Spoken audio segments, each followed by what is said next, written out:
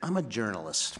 It's a terrific thing to do for a living. You get to poke your nose into what everybody else is doing. I've written about all kinds of things, but over the past 15 years or so, I find that more and more what I'm writing about is the biggest story on Earth, which is to say the Earth itself.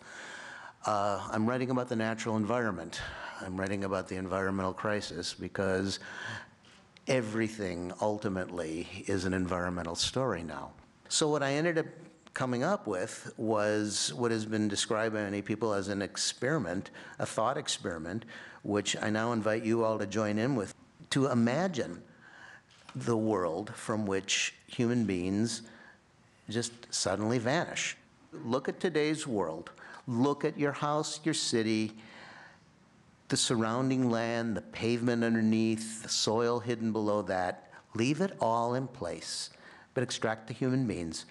Wipe us out, see what's left. How would the rest of nature respond if it suddenly were relieved of the relentless pressures we heap on it and our fellow organisms?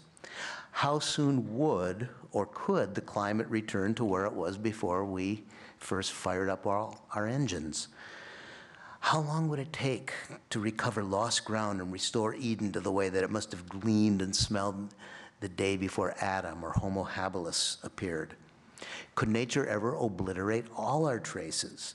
How would it undo our monumental cities and public works and reduce our myriad plastics and toxins and synthetics back into benign basic elements? Or are some so unnatural that they're indestructible?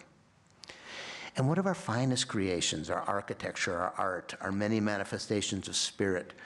Are any of them truly timeless? Since we're imagining, why not also dream of a way for nature to prosper that doesn't depend on our demise? I mean, after all, we're mammals ourselves. Every life form adds to this vast pageant. With our passing, might some lost contribution of ours leave the planet a bit more impoverished? Is it possible that instead of heaving a huge biological sigh of relief, the world without us would miss us?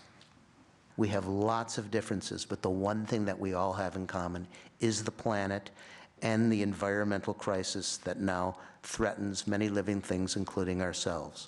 If we come together, I really believe that we have the means to solve it, and in doing so, we might solve something else. We might learn how to live closer to one another and actually achieve that very, very elusive goal called peace.